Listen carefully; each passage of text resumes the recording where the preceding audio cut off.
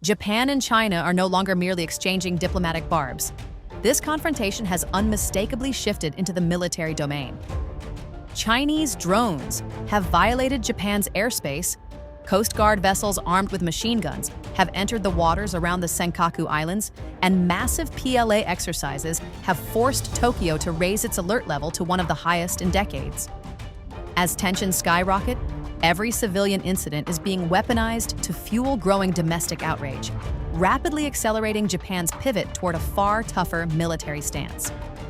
What we are witnessing is no longer a simple dispute. It is the opening tremor of a strategic showdown at Asia's most dangerous flashpoint. Chinese tourists trigger public outrage across Japan. Amid the escalating tensions between Japan and China, a series of negative incidents involving Chinese nationals in Japan have attracted widespread attention. On November 10th, around 9 p.m., a parking dispute at the crowded IGA service area on the Maihan Expressway turned violent. A 38-year-old Chinese national, Bao Jianzhang, driving a Toyota Alphard, a luxury van often used for tourist transport, got into an argument with a 46-year-old Japanese man from Tenri City, Nara Prefecture, over a parking space. The two were complete strangers. What normally ends with a few harsh words escalated dramatically. After a brief exchange, the Japanese man stood in front of the van and refused to move. Bao got back in, started the engine, and slowly drove forward, striking the man and carrying him on the hood for roughly 50 meters while accelerating, braking sharply and swerving.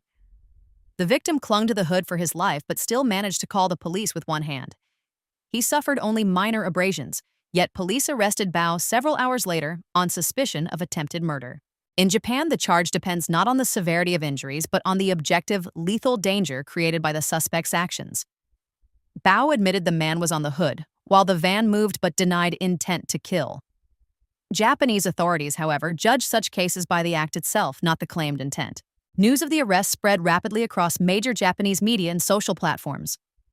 One of the most liked comments on Yahoo News read, "No matter where someone is from, everyone must follow the rules of public spaces in Japan." Dangerous driving like this cannot be tolerated. Many observers noted that the current bilateral tensions cause any incident involving Chinese nationals to receive heightened scrutiny. Recently, the Chinese influencer group F3 basketball crew sparked similar outrage when they danced and filmed a street performance right in the middle of the sidewalk at Shibuya Crossing, blocking pedestrians and even the tactile paving for the visually impaired. Japanese residents quickly condemned the stunt as selfish and dangerous. Even many Chinese netizens criticized them. Blocking the blind path and still thinking you look cool? Stop embarrassing the country. On November 15th, Chinese vloggers reported that the entire crew had quietly flown back to China just days after arriving. Photos circulating online show members being questioned by Tokyo police on the street. Several commentators believe they were deported for conducting commercial activities on tourist visas, noting that the trip would have been financially unviable otherwise. On November 16th, around noon, at Tokyo's iconic Shibuya Crossing, the busiest pedestrian scramble in the world, as the green light flashed and thousands surged forward, one man walked against the tide. Dressed in a white t-shirt and black shorts, he held a large Chinese national flag high and waved it proudly. The video exploded online, racking up nearly 800,000 views in no time. But the comment section was brutal. Even some Chinese netizens chimed in bitterly. This is exactly why Chinese people need visas everywhere they go. The world is tightening rules because of behavior like this. Chinese dissident Tang Baiqiao shared the clip on X, writing, "What a shame. They treat you like a clown and you think you're a hero. Every time I see this, I understand why people around the world feel an inexplicable disgust toward people from communist China. Not all mainland Chinese act this way, but only mainlanders would do something this embarrassing. Even North Koreans wouldn't stoop this low. Wake up. This kind of irrational nationalism is far from isolated." Earlier, Chinese tourists climbed to the top of Mount Fuji and planted a Chinese flag, declaring that Japan will soon be unified. Others have been filmed damaging Japanese flags on the streets. These incidents spread like a virus, rapidly fueling anti-China sentiment. Just one day earlier, on November 15th, an even more absurd video went viral from a rural village in Hunan province. A man holding a shovel, with his wife carrying their infant, staged a mock military parade in their courtyard. Marching in step to blaring military music, he shouted, "I heard Sanai Takaichi wants to start trouble. Well, she'll have to get past me first." He used his baby as a prop and held the shovel like a rifle. The 2-minute clip showed a simple brick house and a clothesline in the background. The comment section erupted. Forget Japan. Even foreign investors seeing this level of extreme nationalism would never do business here. One widely liked reply summed it up. After filming this patriotic skit, he still has to go deliver food, pay the mortgage, and buy melamine-laced baby formula. Japan on high alert, China issues threats, warnings, and provocations at sea. The diplomatic crisis erupted on November 7th when Prime Minister Sanai Takaichi described a potential war in the Taiwan Strait as an existential threat to Japan's survival. In response, China's consul general in Osaka, Shui Jian, issued a thinly veiled decapitation threat against her, a statement that was later explicitly endorsed by Beijing's foreign ministry. Facing intense backlash, Takaichi clarified that her government was simply preparing for the worst-case scenario and had no intention of changing its current Taiwan policy. A senior official from her office added that the prime minister had already fully explained the matter and that her words had caused no issues. Analysts believe Beijing has deliberately applied near-retaliatory pressure on Japan over the remarks. On the evening of November 14th, China's Ministry of Foreign Affairs issued a rare travel advisory urging Chinese citizens to avoid travel to Japan for the time being, citing rising crimes against Chinese nationals, unresolved assault cases, and provocative Japanese statements about Taiwan that have worsened the atmosphere and increased safety risks. The notice drew immediate mockery from Taiwanese netizens. "Thank you, Chinese Foreign Ministry. Now even the deer in Nara can graze in peace, and why only temporary? Make it permanent." Temporary. In Japan, the advisory dominated discussions on 5Chiake, the country's largest online forum, with many users simply writing, "Please don't come, thank you," while others said, "Go ahead and ban travel entirely, no problem." Yet despite the tensions, Chinese tourists continue to visit Japan in huge numbers, with the vast majority reporting positive experiences and virtually no safety concerns. In stark contrast, Japanese citizens in China are increasingly anxious. Last year, a Japanese schoolboy was tragically murdered there, and this year has seen multiple reported assaults on Japanese nationals by Chinese citizens. The real safety threat appears strikingly one-sided. Beijing seems to be weaponizing the citizen protection narrative for political leverage, with the clear aim of discouraging travel to Japan and damaging its tourism sector as a way to punish the Takaichi administration. However, China may have miscalculated both the strength of domestic backlash in Japan and the prime minister's rock-solid political standing.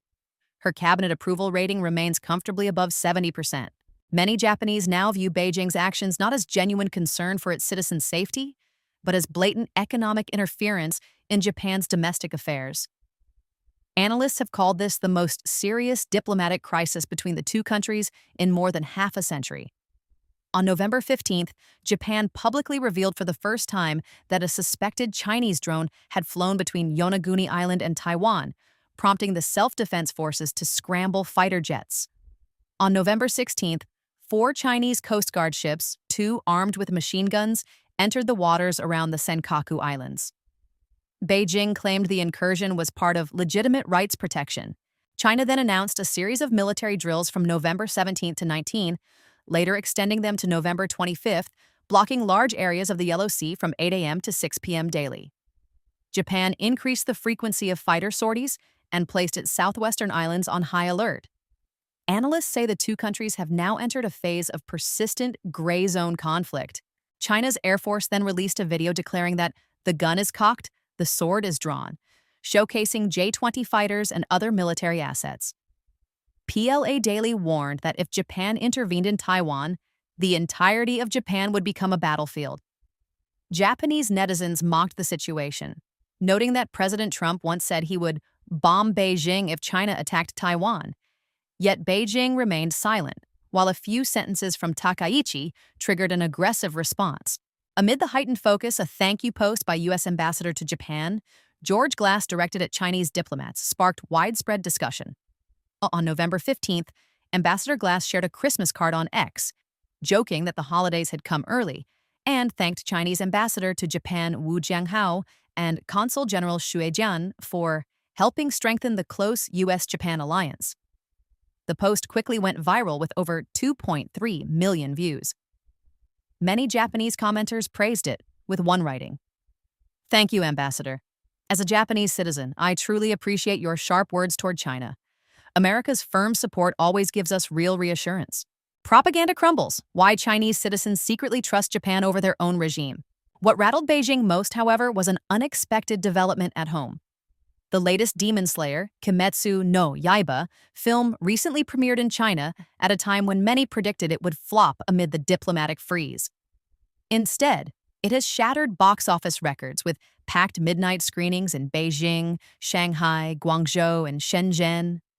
Even state media highlighted the phenomenon, noting that midnight theaters haven't seen crowds like this in years.